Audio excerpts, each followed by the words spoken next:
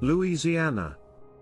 Home to one of the most dense swamps in the United States, the Honey Island swamp monster, Louisiana's most feared secret, lives in the swamp. Some people say it's even scarier than Bigfoot, and is one of the most feared creatures in all of Louisiana. A lot of people say they've seen this thing. But does the story have any truth? Or does this video just tell a lie? I'm going to look at this thing more closely to see if the stories about it are true. Most of us spend our childhoods in neighborhoods with lots of other kids. Some of these places are in the country and some are in cities. In either case, most of us had friends with whom we could go on our own adventures. Real adventures didn't happen to us very often. This was not the case for Dana, who grew up along the Pearl River in the middle of the Honey Island swamp in Louisiana, which is one of the cleanest wetlands in the United States. Her family home was so far away from other people that few of us can really understand it. She had spent most of her childhood in and on the water, where anything seemed possible. Dana grew up in the southern Gothic scene of St. Tammany Parish, where huge cypress trees stretched over the bayou and Spanish moss clung to their branches like curtains hiding many mysteries. In this place, Dana was always in touch with the dying plants and animals in the swamp. Run-ins with bears, alligators, and raccoons almost became a way of life. Dana's grandfather, Harlan Ford, said so. Something far more sinister walked through the 70,000 acres of swamp. Harlan told his granddaughter when she was 10 years old, "I don't care what other people think. I know what I saw, and you should be careful where you go back out there." That's not a joke. Kiddo Harlan Ford was talking about things that started happening in 1963. Harlan used to work as an air traffic controller.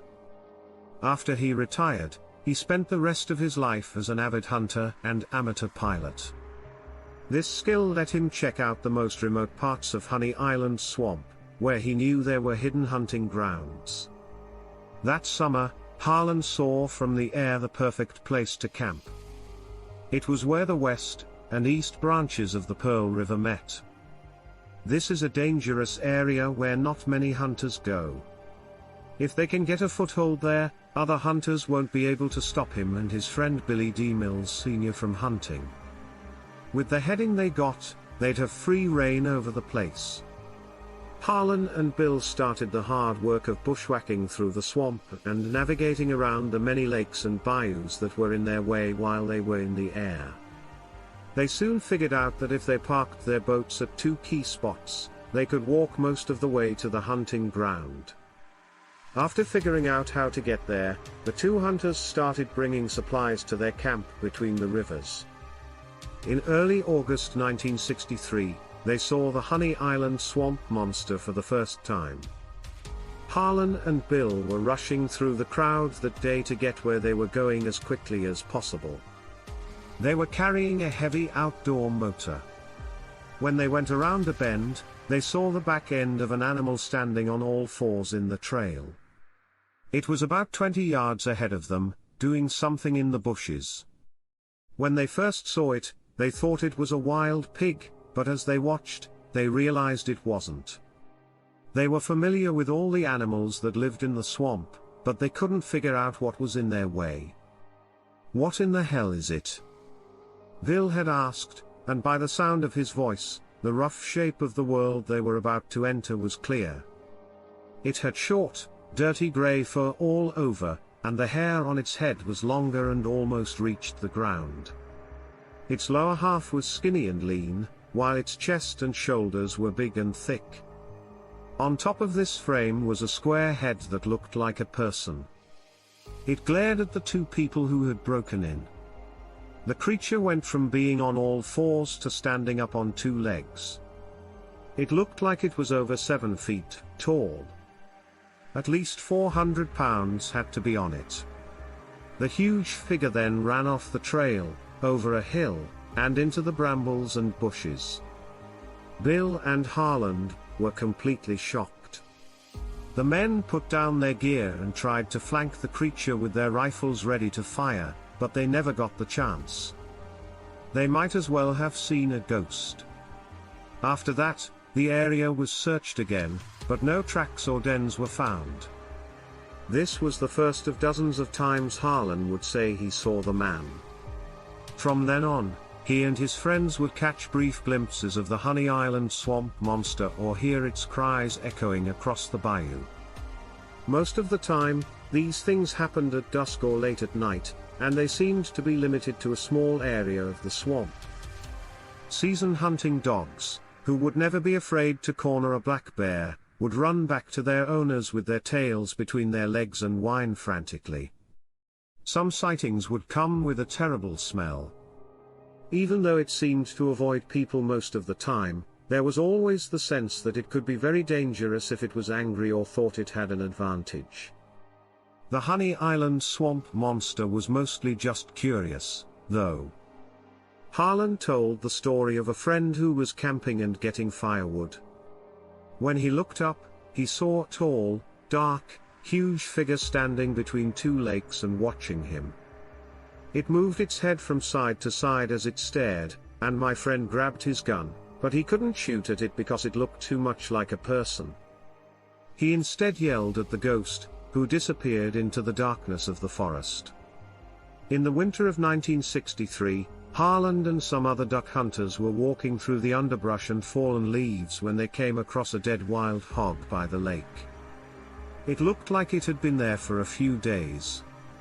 The animal was about 60 feet from the shore, with a torn throat and deep cuts all over its body. A short distance away, they found a second one in the same condition, but it was confused. Even though this happened, the hunters didn't let it ruin their day, and Harlan kept looking for ducks. Now, 50 yards farther along the lake, he saw water moving under the shade of a big oak tree. The hunters crawled up to the area on their hands and knees in case it was a duck eating fallen acorns. It wasn't a duck, it was a third hog. It had the same injuries as the other two, but it was still barely alive. It lay there on the shore, kicking the water with its back legs as it died. Blood splatter covered the plants within a 10-foot radius. A story tells of signs of a recent fight. Harlan thought about this later and wondered what kind of animal would kill for the pleasure of killing and then leave its prey in the woods. The other hunters and he left as fast as they could. The whole thing gave a scary new look to something that happened in the fall before. Harlan and Bill were out hunting for squirrels when they heard what sounded like a drum beating and a pig squealing for its life. Both men thought it must be a big deal for that hog to be getting beat up like that. On another day, Harlan and 6 friends, including Bill, went fishing on the West Pearl River in 2 boats. When they tried to get back home, they got stuck. But Bill's engines started to get too hot, so Harlan had to move his group back up the river and drop them off at camp. Harlan's headlamp showed him the creature standing in the fast-moving river on his first trip back upstream. Harlan had to look away because there were so many sticks and other things in the water, but every time he did, the creature was still there. He wanted to shoot, but it didn't seem like a good idea given how far away he was. It was dark and the water was dangerous. Harlan found the fisherman who was stuck and told them about what he had seen. A single one. Jim Hartzog, a skeptic, yelled, "Give me your gun, and I'll go back up there and shoot that big booger for you boys." Harlan gave him a flashlight, his 8-70 Magnum, and 3 bullets. Jim went on his crusade while Harlan took the other men to camp. They had just started upstream when they heard a deep howl and the sound of the gun firing twice in the woods. When they looked, they saw Jim waving and shouting frantically from the riverbank. They came right away to help him. Harlan was eventually on a TV show called In Search Of, which was hosted by Leonard Nimoy in the 1970s. He told what he had learned from Jim. One night, as it was getting dark, a friend of mine saw eyes. They were yellow or brown, and there was a lot of space between them. So Jim got a gun and went to the area to try to kill whatever was there. And he says that he saw this thing face to face. It looked like a 7-foot-tall ape, and he shot at it with a headlight, he said. When he did, the eyes went out, but Harlan didn't think this was supernatural. He thought the creature had just turned and run away. He also said that Jim took one more shot at it. We went back and looked for blood the next day, but we didn't find any. We thought Jim must have missed it that night. Now, the next spring, Harlan's son-in-law and another friend went turkey hunting near the lake where they found the dead hogs. Based on what Harlan says, around sundown, the two men heard a wild turkey fly up to roost for the night. Instead of trying to catch it in the dark, they decided to go back to their lakeside camp and come back to the turkey roost just before dawn. On the way back, though, they could hear heavy footsteps behind them the whole time. From across the lake, something that wasn't a person called out. It was lucky for the turkey. Instead, the two hunters gave up on their plan and moved their efforts to the safer side of the river. The next morning, Harlan's son Perry and his wife were camping in Honey Island Swamp, when they also heard a horrible cry coming from across the lake. At first, Perry just gripped his gun and told his wife not to worry. When the sounds got too close for comfort, though, he quickly started making a fire. As soon as the fire started to roar, the thing started going around the camp. Just on the other side of the glow of the fire, they could hear it growling, crying, and even breathing. It was almost there. Perry was born and raised in the swamp, and in all his years, he had never heard anything like it.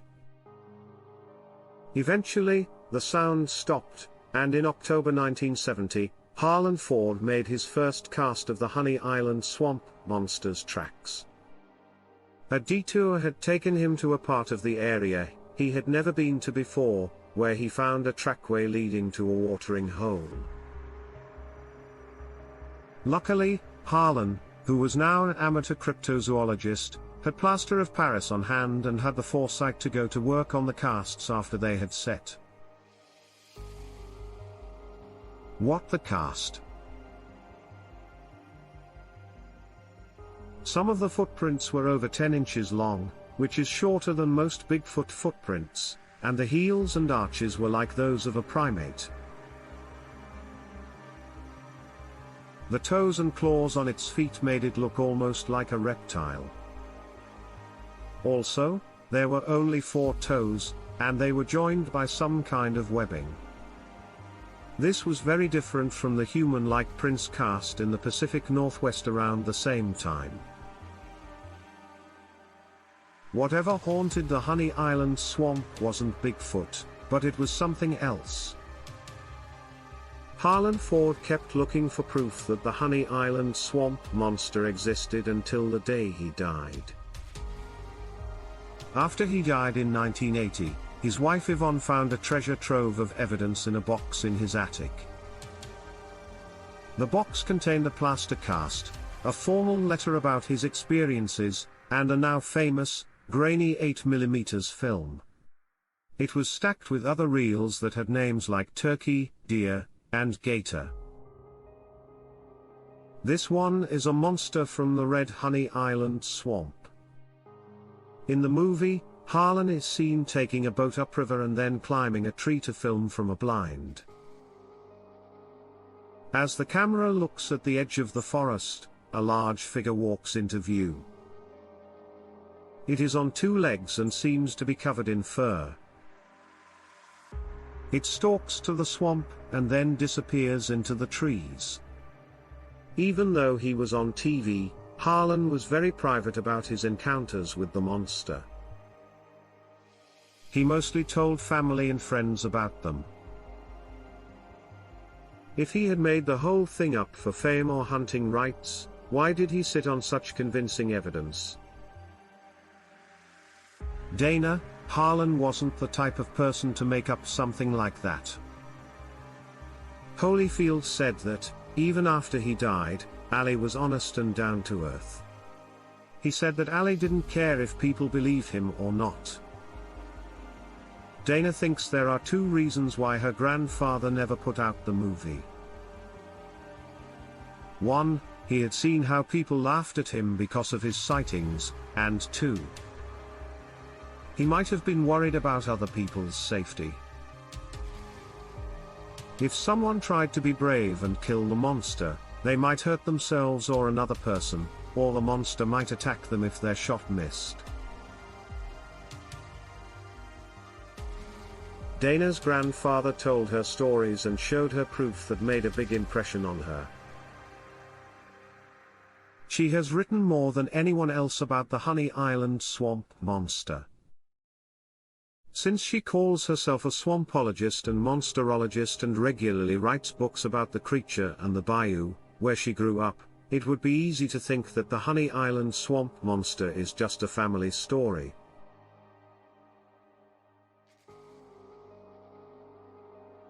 But people who aren't part of Harlan Ford's family have also had to deal with big hairy creatures and the swamp. Even though Harlan Ford may have been the first person to officially report seeing the Honey Island swamp monster, stories about it had been going around the area for years, and Dana Holyfield has gathered dozens of other reports.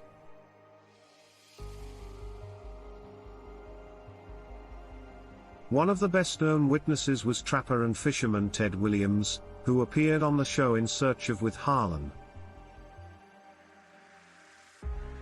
He told the filmmakers that the first time he saw the creature, it was standing still like a stump. I stopped when I saw that it wasn't a stump, and shouldn't have been there. It ran away when I stopped. It was dark grey and about 7 feet tall. It jumped by you. I saw it for the first time then.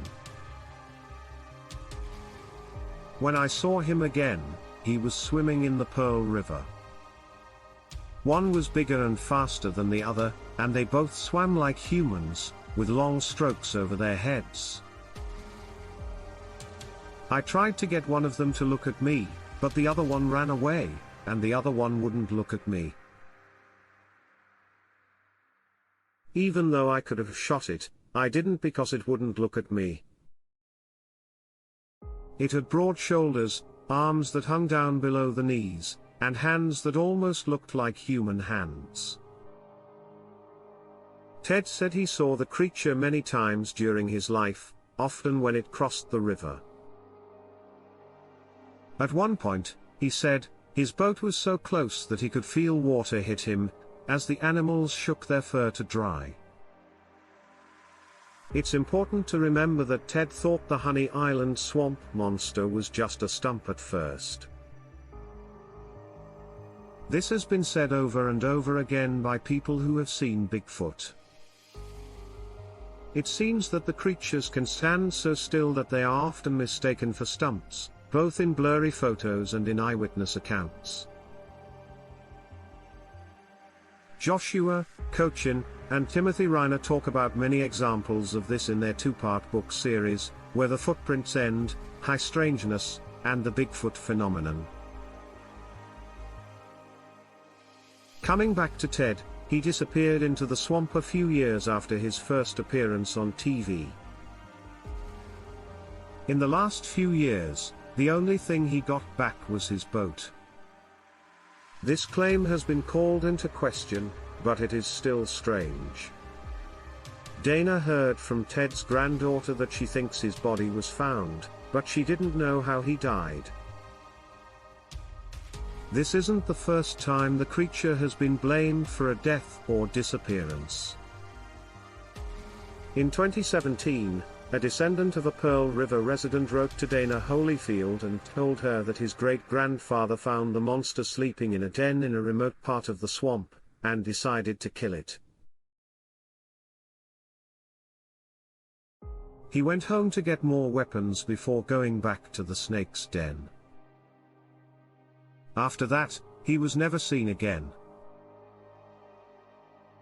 When the victim's great-grandson told Dana the man's name, she knew it right away. Stories about the man's mysterious disappearance had been passed down through the generations. Stories like the one Ted Williams told suggest a breeding population of creatures rather than a single long-lived specimen. This possibility was backed up by Fred Lemon, who saw a few of the monsters with his girlfriend while at a friend's camp.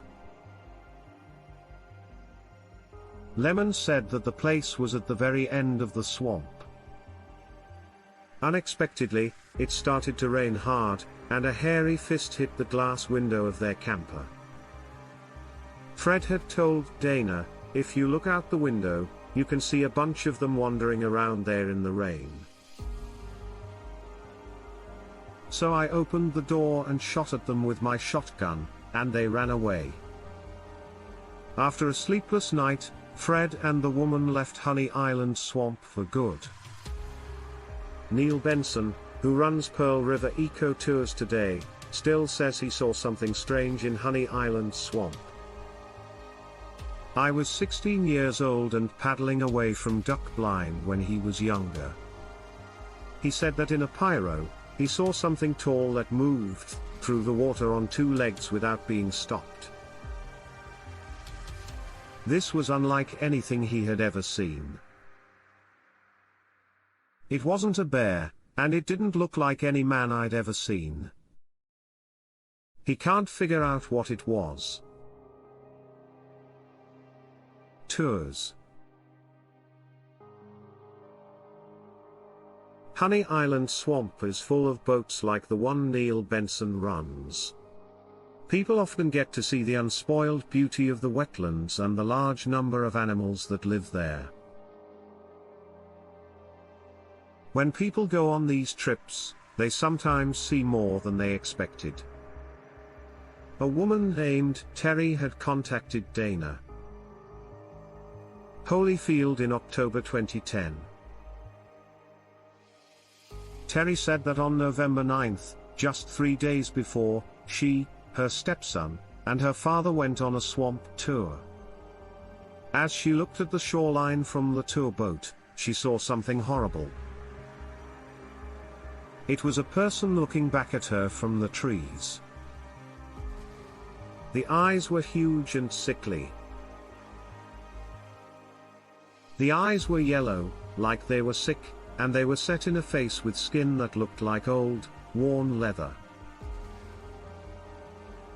The head was on top, on a body that was 7 feet tall and had grayish-black hair all over it. Terry was so scared by the sight that she didn't talk to any of the other tourists. No one, including her stepson and father, seemed to have seen it, but several other people said it smelled awful and made them throw up. The tour guide thought it was just a dead animal lying somewhere along the riverbank. She ended her message to Dana by saying that what was supposed to be a calm afternoon with her family turned out to be the scariest day of her life. Dante Crawford, who lives in Honey Island Swamp, knows this fear all too well. He was driving his three-wheeler when he saw a big animal running up a levee. At first, he thought it was a bear, so he stopped his vehicle, grabbed his rifle, and went after it. As he got closer, he could hear the sound of lips being smacked. Dante finally saw it through a break in the trees. It was a hairy creature with shoulders like a man's but a back that was flatter than a bear's, he said.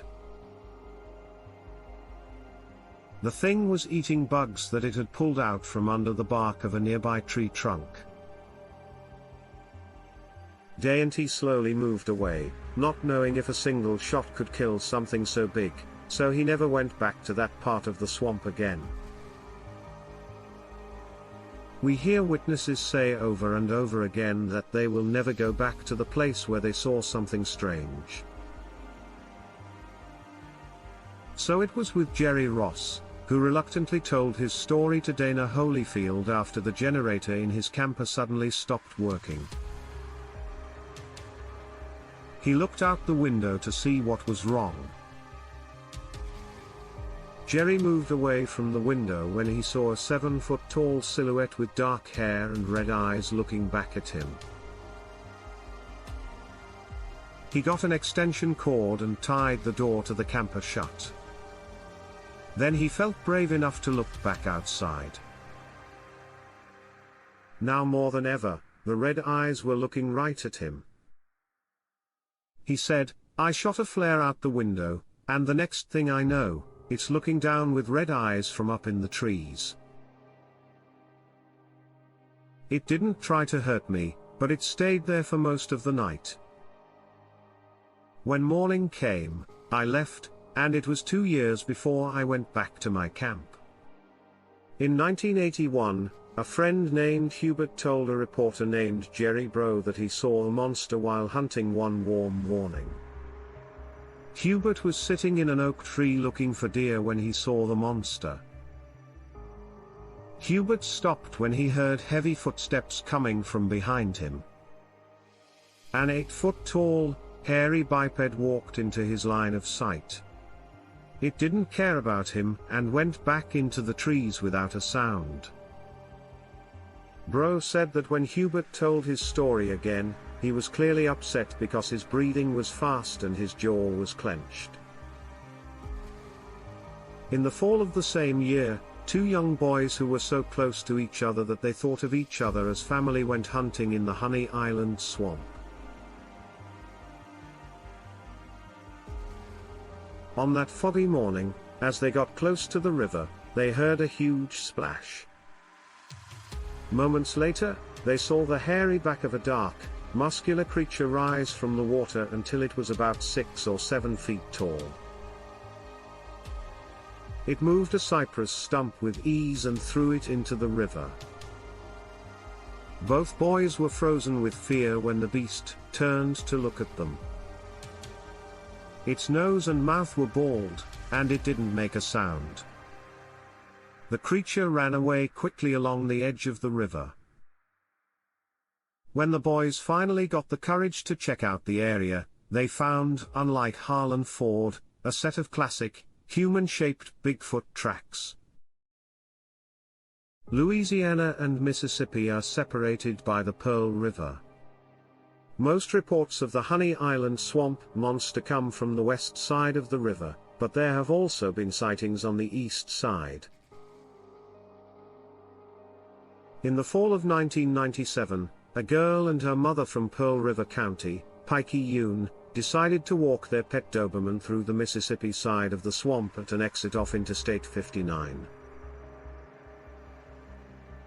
It was just before 1 p.m. After about 10 minutes, the daughter realized she had left something in the car. She left her mother and dog on the road through the swamp for a short time. When she came back, her mother was staring at her. She was looking at something in the woods that was farther away. She pointed out to her daughter a fuzzy grayish-black shape that was about 75 feet away. The shape was not a tree trunk because the sunlight was hitting it through the tree canopy. It had a very different texture, more like hair than anything else. It also looked big, at least 6 feet tall. Whatever it was, the figure seemed to be swaying back and forth, shifting its weight from one foot to the other. After a few minutes of watching, both women felt uneasy and agreed that they should move right away. They took their dog back to the car, drove at least a mile up the road, and then started walking again. Any sense of safety went away as soon as they heard the sound of 2-leg footsteps coming from the swamp, getting closer with each step. Even though the dog wasn't scared, it was clear that it was interested in whatever was coming. Again, they went back to the car, drove another 1.5 to 2 miles up the road, and then loaded again. This time, they were near some hiking trails and a shooting range. Within 2 minutes, the sounds were back, and this time they were faster. Whatever it was now running toward them, crashing through the trees on 2 feet. The dogs ran for the car and crashed into the door. The people who owned it were close behind. They all piled into the car and left for good. Now, after about 3 hours, they went back to where they had first stopped to see if they could figure out what they had seen. Maybe a rotten tree trunk had scared them. But where the figure in the woods used to be, there was only open forest now. Whatever it was, it had moved, maybe following them when they moved. Another sighting in Mississippi happened in 1975 in an adjacent county further south along the Pearl River. The person who saw it said over a decade later that he had seen something that shouldn't exist. When he was 6 and living in Pearlington, he was soundly sleeping in his room on the 2nd floor when the family dog started barking very loudly. The witness and his siblings all got out of bed to look outside. They could see a large shape rummaging through the family's garden, which was now next to the back of their house. The figure, which was only about 30 feet below, could see well enough in the moonlight. It was sitting on the ground and eating vegetables, so loudly that they could hear it. The intruder looked up, saw them, and went back to eating. Even though the witness couldn't say for sure how big it was, he could see that it had the shape of a person but was bigger and covered in dark, shaggy brown hair. According to the story, when it looked at them, its eyes seemed to glow. When the grandfather finally came out of the back of the house and fired his shotgun into the air, the creature stood up on 2 legs and ran with amazing speed across the backyard toward the Pearl River.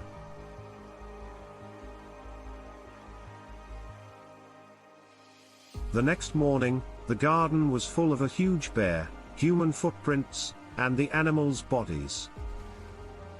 The Honey Island swamp monster has been puzzling cryptozoologists for a long time. Could it be Louisiana's version of Bigfoot? Even though descriptions of the creature make this seem possible, the footprints left by Harlan Ford don't fit with what scientists would expect.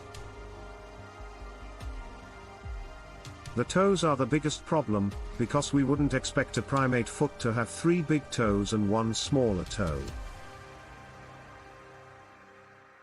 Where's the 5th toe? It's in the webbing between the toes, which is much more noticeable than the webbing between the toes of most primates that is only there for show. Also, the toes don't have fingernails at the end. They end in what look like reptilian claws or something similar. All of these features could be adaptations to living in swamps, wetlands, and waterways. At the same time, the way the footprints look does leave plenty of room for skeptics to make a strong case that they are actually alligator tracks that have been misidentified.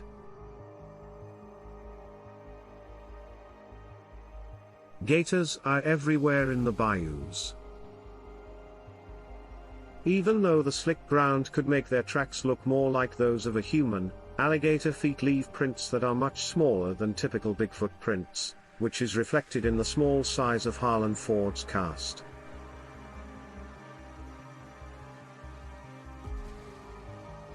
However, Officials from the Louisiana Wildlife and Fish Commission and zoologists from Louisiana State University were unable to say for sure what made Harlan Ford's cast. They should have been able to tell that the alligator tracks were muddy. Whether or not the footprints are real, they have led to one of the most common stories about where the Honey Island swamp monster came from. There is a story that in the early 20th century, a circus train derailed near the Pearl River. Most of the exotic animals that got lost in the swamp died, but chimpanzees did well there. Here's where the story gets even sillier. The chimps were able to mate with the local alligators, giving birth to the Honey Island swamp monster, which is half reptile and half ape. Our education system is broken if you think this is possible. People, this is not how hybridization works.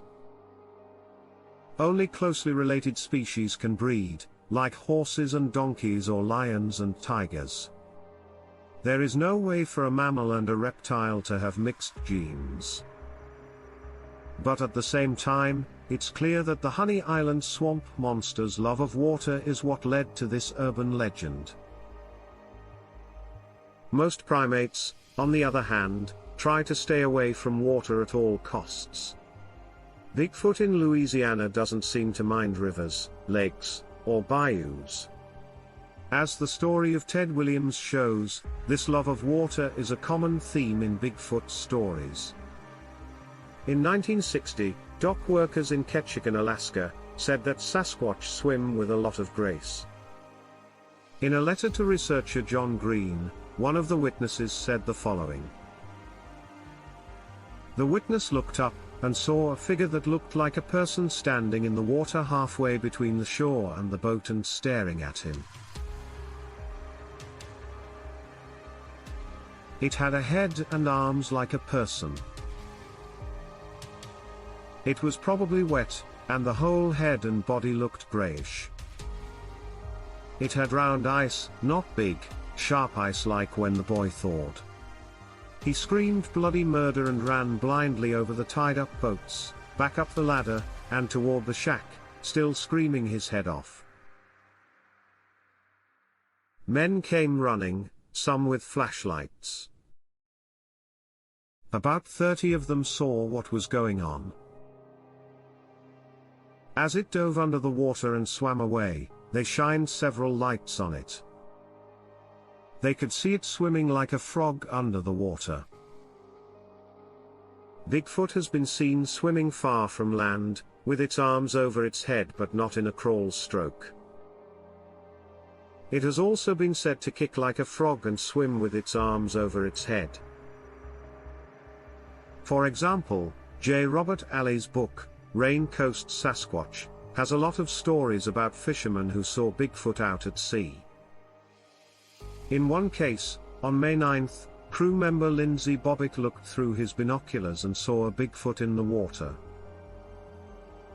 It had long hair, big black eyes, and a flat face, so it couldn't have been a sea lion. Bobbitt had heard stories about Sasquatch, so he was sure he was seeing one as it slowly went under the water, never to be seen again. The sighting happened a mile out to sea. In 1955, Mrs. Darwin Johnson was swimming in Indiana when a large furry hand with claws grabbed her leg underwater, leaving scratches on her knee.